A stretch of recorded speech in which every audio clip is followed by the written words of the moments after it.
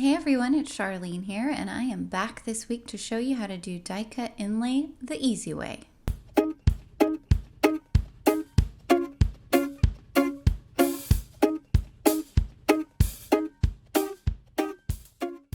You can see here I am coming in with my die cutting machine, and I am using this amazing new background die, which is the Shamrock background die, and it is going to cut out all of those small little shamrocks, and I'm going to show you how to do die cut inlay with them. I know it sounds crazy, there's a ton of them, but I'm going to show you some tips and tricks to make it way easier. So once you are done cutting that out, what you're going to do is you are going to use a piece of low tack tape. Now this is 4-inch tape, which makes it so much easier for these types of projects, and I'll link down below to everything that I'm using today in case you have any questions. So now all you have to do is pop out all of those pieces as you peel the main part away from the tape.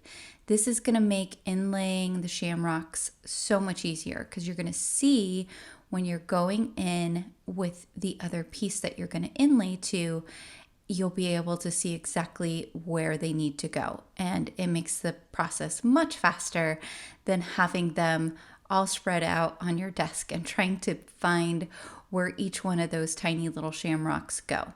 Now I'm using some glitter paper here, which is a little thinner, so it does make it a little bit harder to get those pieces out because it kind of has like a plasticky coating on it. But if you are using cardstock to do this type of inlay technique, and you'll see later I do another card with this, it is much easier to pop out all of those tiny little pieces. So once you get them all out, don't worry if you have any that, run away or don't quite make it onto the paper. Just set those ones aside, and then you can put those ones in later. You're going to want to cut out a second piece from whatever you're wanting to inlay those shamrocks into. I just used white cardstock, and then I also cut a piece of white cardstock to 3.5 by 8.5, and I'm using a sheet of double-sided adhesive.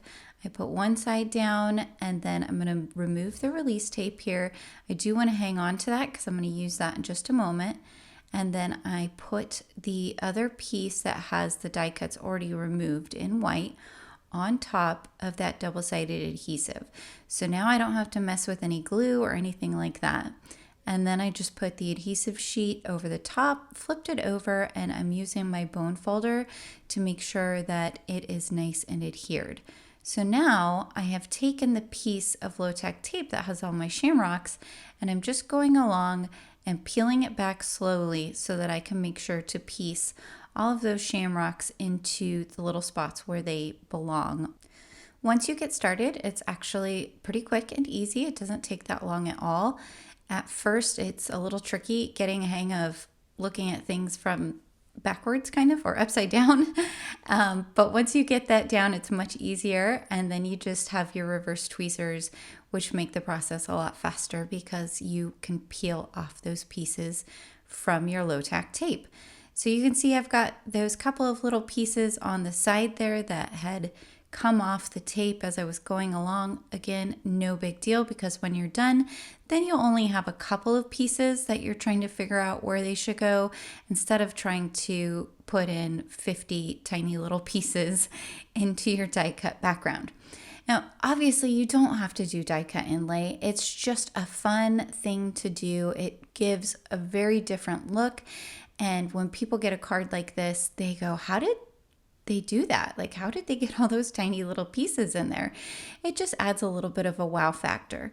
But certainly you could use a piece of glitter paper or a different colored cardstock, whatever you have, and then just put the background die that has all the shamrocks removed and put that over the top and adhere it. And you're gonna get a very beautiful look as well. If you guys are enjoying this video, hit that like and subscribe button as well as the notification bell.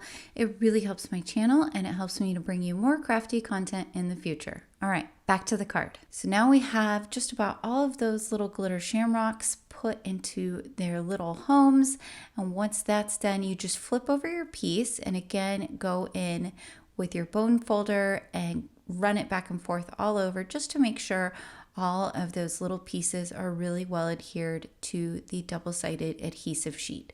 That double-sided adhesive sheet makes things so much easier because you're not going in and having to dot each tiny little spot where you're trying to inlay your tiny shamrocks. It just makes the process so much faster. All right, so there is that. And now I'm going to add on some die cuts from the Malarkey set, which was also recently released. And this is so cute. I love these giant letters that spell Malarkey. It's just fun.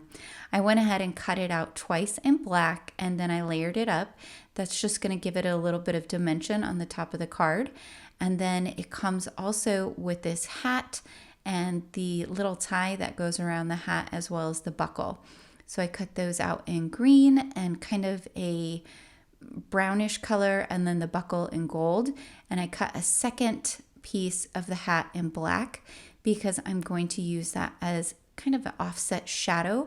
I find that that helps a lot when you're trying to draw attention to a die cut piece. Is just cut out a little shadow. It's the same thing, but then you just offset it slightly and it's gonna draw your eye to that image. So once I get that how I like it, I'm gonna go ahead and glue those together, and then I'm going to pick where I want to put everything on my card and get it on there. You could add more stuff to this. I really wanted the background to stand out, so I didn't add any more bling because I already had kind of that sparkly glitter paper that I had used for the shamrocks, so I just left it as is. But you could add sequins, or you could add like liquid pearls or anything in order to add a little bit more bling if you wanted to add some. I am going to pop up the hat here, and I'm just using some adhesive foam squares, and I just want to make sure that I have good coverage everywhere because I don't want my little hat to get smashed if it goes through the mail or something like that. And then I think this is so fun. You make the word Malarkey wear the little leprechaun hat, and it's just really fun and joyful and playful, and I think you could send this to pretty much anyone and they would get a kick out of it. So definitely check everything out. Like I said, everything will be down below in the description. This is a really awesome release for St. Patrick's Day, and I've been having so much fun making cards with these. So getting the release paper off of there, and then I'll just put a little bit of liquid glue. This is a tip. This gives you just a little bit of time to wiggle around your piece, so that way you can get it in exactly the right spot you want before you commit. If you're really good at placing things, you don't have to worry about that. Sometimes I skip it, but if I'm not quite sure I'm going to get it aligned exactly where I want it, I do add that little bit of liquid adhesive. So this is going on a Slimline card base that I've cut out, which is, you start out with a piece that is 7 inches by 8.5 inches, and then you score it at 3.5 inches along the side that is 7 inches. And then you just fold it over, make sure you get a nice crease by going in there with your bone folder. What a handy tool. I used to try and do that by hand, and it would take forever.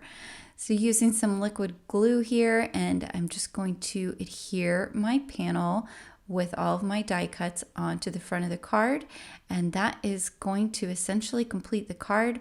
I like to use my Score Buddy when I am trying to line up full panels like this together. It makes it so much faster and easier. You just put it in the corner and press it down.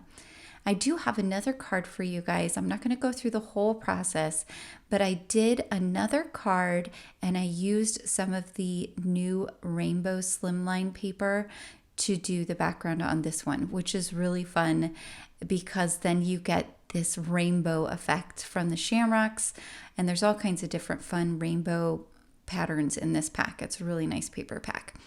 And I'm going to go ahead for this card, and I'm going to stamp out using the St. Paddy's stamp set that was also released, and it has all these fun little sentiments that you can kind of put together and mix and match to make your own sentiment. And I decided to have this say bring on the shenanigans because I thought that was fun. And then just using my quick strips that I use all the time, I cut that out. And off camera, I stamped and Copic colored one of the cute little leprechauns from the set. And so I'm going to put him on this card as well. And then I did something which was really fun using one of the new confetti mixes that I just love.